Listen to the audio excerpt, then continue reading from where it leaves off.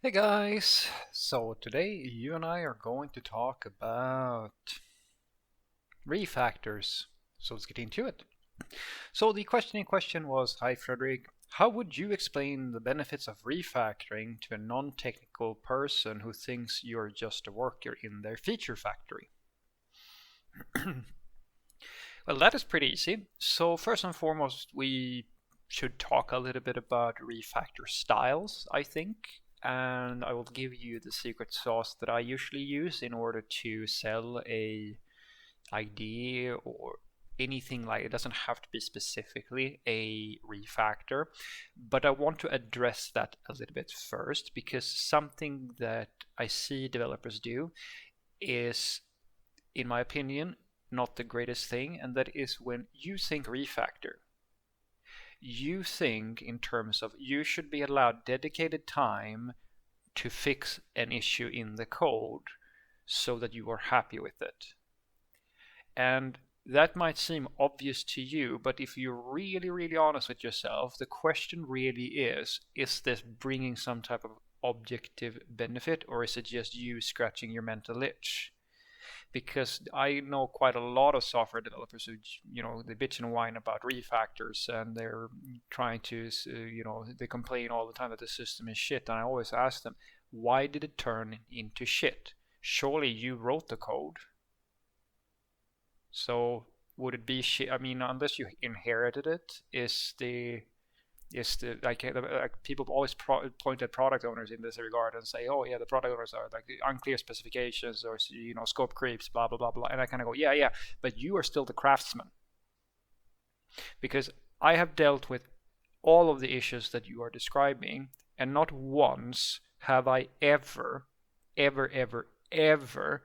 bitch and whined to my product managers and so forth about not having quote unquote enough time to refactor things. Because what I usually do is the thing that I argue is the biggest miscommunication and misconception between product owners and developers, or well, any stakeholder really, and that is that the developer looks at things such as Boy Scouting and writing tests and stuff like that as a nice to have, not as part of their workflow. And that, I argue, is inherently false.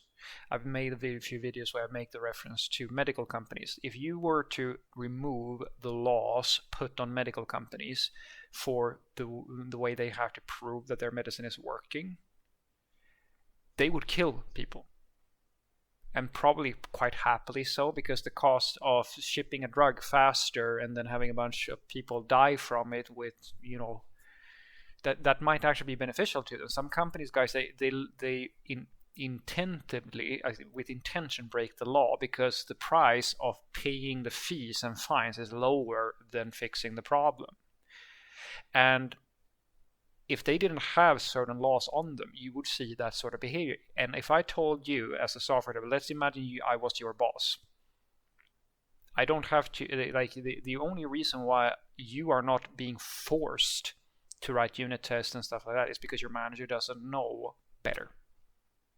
I do.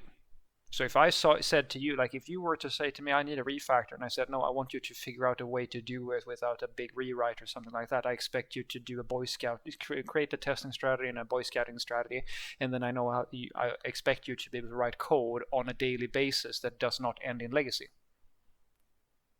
If you can't do that, then I don't. Why would I need you? I can do it myself. And I know other people who can do it. And that's the reason why I argue to, like, quite a lot of software developers that you don't use the fact that you feel like the system is shit and so forth, because the system doesn't just magically become shit. Someone is causing it, and it is not your product owner. It is not your stakeholder. It is the developers that are working. So if you guys can't align on how to fix this problem, and if you don't find yourself doing testing, Boy Scouting, and so forth and so forth, and the whole idea on you making good code is literally, I should just write really shitty code all the time, but that month or that week or that whatever I ask for, that's when I'm gonna do good work.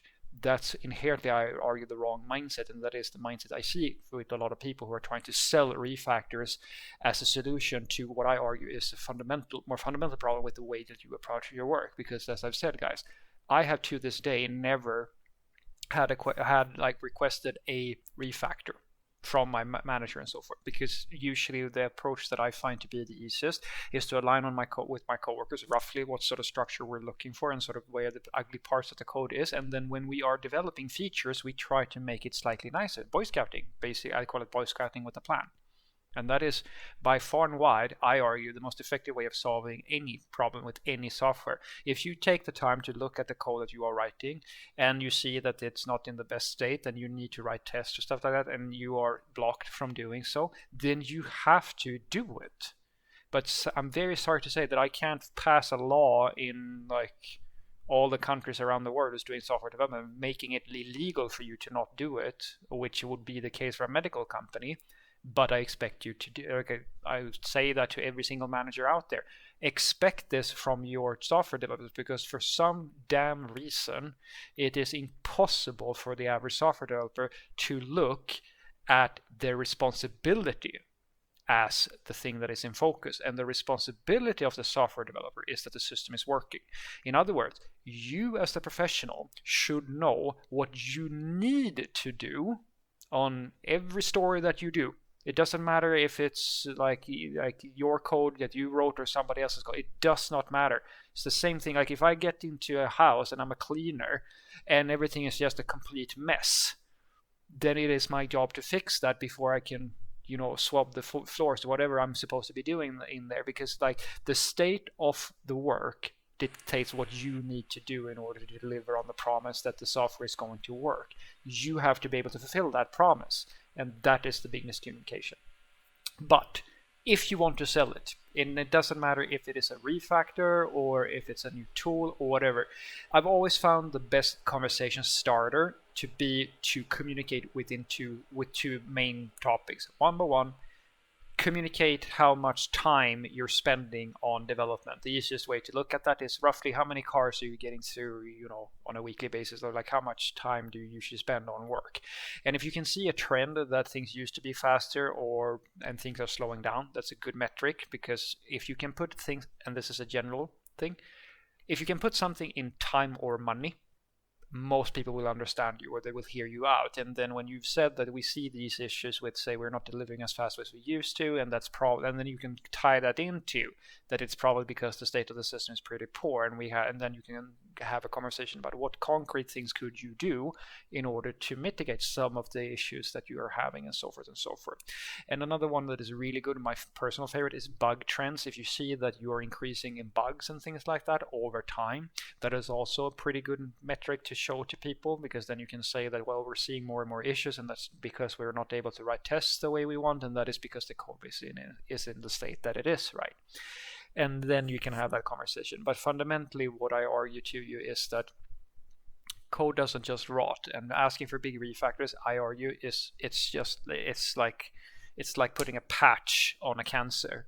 The cancer is the fact that you are not taking care of the code on every story that you're doing, and that, I argue, is the real thing that you should be doing. But you can put a patch on and like do these like real refactors and stuff like that. Sometimes you have to do it. I'm not going to say that that's never an option or that it's always a bad idea. There are absolute situations where you want to do that. But as I said, really consider the Boy Scouting to be like your primary strategy, and talk to your coworkers about ways to sort of improve the code every time you touch it, rather than have these big refactors. So what I want you to take away from this is that the way that I usually sell to develop any non-technical person, anything I want to do, it doesn't matter if it's a new tool, a refactor, whatever, everything I do, I have to remember, I have to put it into terms that they will be able to relate to, and that is usually time. How fast am I gonna, like how much time are we gonna save, or how much faster we will increase like development speed or anything like that, or things like bugs or stuff like that. How much time are we wasting on stuff, or cost, money stuff, like can I make this cost less, things like that. These are numbers that basically everybody will be able to relate to, and then you can tie those value propositions into the things that you want to do. Because if you just say, hey, I want to do a refactor because it's going to make the code nicer, that might not be a very convincing argument to someone who doesn't understand what the impact of that is. And it might not necessarily be something that you are completely truthful with as well. Because for example, I've seen that before.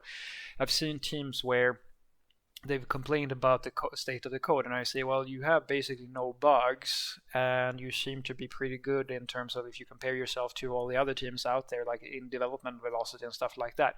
And then when we really get down to it, it really is about them personally feeling a certain way. And although I can completely relate to that, because I don't know any craftsman who likes to have a shitty work environment, or like anybody for that matter, or someone who feels bad at work due to the state of whatever, right? Nobody feels good about that, and I will gladly have that as like a pull up a flag and say I think that that is something you should prioritize, like developer happiness.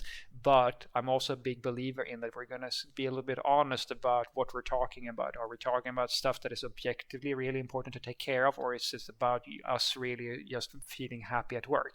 Both of these things are absolutely things we want to consider, but maybe, as I said, being more honest with yourself sort of gives you a perspective on what is truly having an issue, creating issues for you, and what are stuff that you kind of don't just like. Have a great day.